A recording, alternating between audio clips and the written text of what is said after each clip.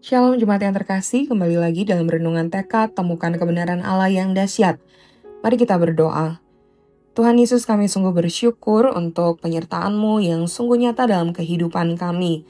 Dan kami bersyukur juga untuk kesempatan yang Kau berikan bagi kami, untuk kami boleh membaca, mendengar, merenungkan kebenaran firman-Mu. Tolong kami untuk kami mengerti dan melakukannya dalam kehidupan kami.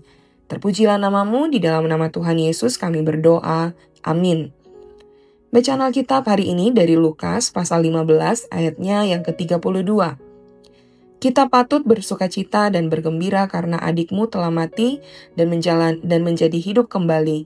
Ia telah hilang dan didapat kembali. Saudara-saudara, dalam kisah anak yang hilang, banyak orang sering mengira bahwa hanya anak bungsulah yang terhilang.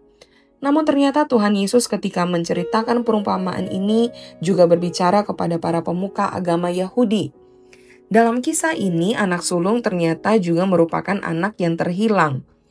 Mereka inilah yang merasa benar dan layak karena religiusitas dan hal agamawi yang dilakukan, yaitu keselamatan karena perbuatan. Ada sebuah buku yang secara khusus menelaah tentang perumpamaan anak yang hilang ini sebagai pesan Injil yang mendalam yang ditulis oleh Timothy Keller dengan judul The Prodigal God, Allah yang Maha Pemurah.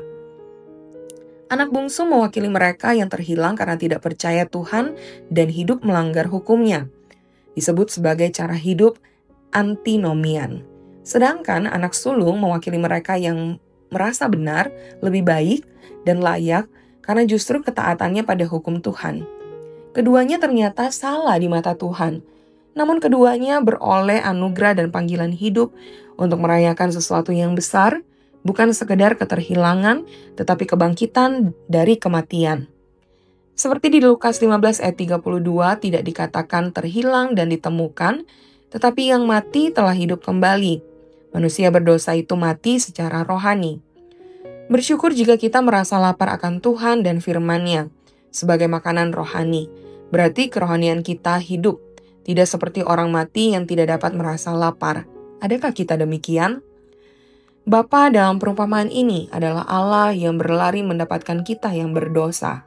Pesta yang diadakannya menggambarkan kerajaan surga yang penuh sukacita, menyambut setiap pertobatan, termasuk kepada anak sulung yang justru marah, merasa Tuhan tidak adil karena konsepnya tentang keselamatan masih sangat legalistik dan agamawi.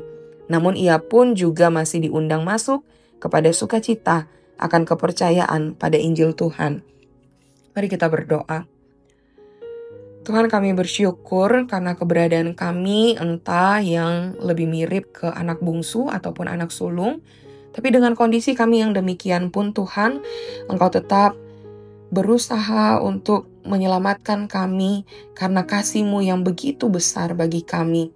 Ajar kami ya Tuhan untuk boleh terus mensyukuri anugerah keselamatan yang Engkau berikan bagi kami.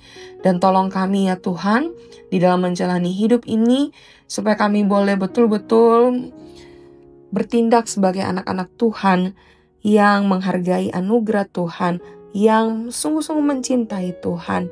Tolong kami ya Tuhan supaya kebenaran firman Tuhan ini dapat kami lakukan. Terpujilah nama-Mu. Hanya di dalam nama Tuhan Yesus kami bawa doa ini. Amin. Selamat melakukan kebenaran firman Tuhan yang dahsyat. Kiranya Tuhan Yesus yang akan terus menyertai setiap kita. Dan kami pun rindu berdoa bagi saudara-saudara. Saudara bisa menuliskan pokok-pokok doa di Google Form yang linknya tertera di kolom deskripsi. Ataupun juga saudara bisa scan barcode yang ada di video tayangan ini. Tuhan Yesus memberkati.